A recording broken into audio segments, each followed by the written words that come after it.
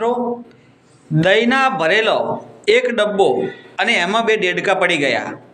હવે એક ડેડકો બહાર નીકળવાનું વિચાર્યું, પણ એને ખાલી વિચાર્યું જ, કશું કર્યું નહીં, એટલે તે અંદર મરી ગયો.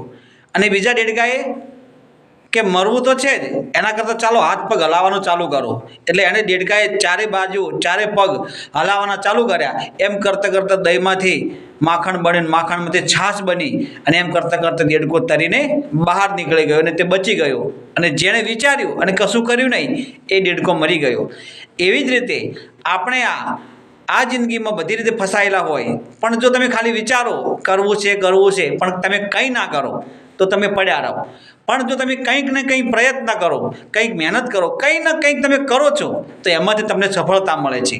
એવી જ રીતે જેમ દેડકો તરી ગયો, એમ આપણે પણ જીવનમાં કંઈક ને કંઈક કરવું જોઈએ. જય ગુરુદેવ.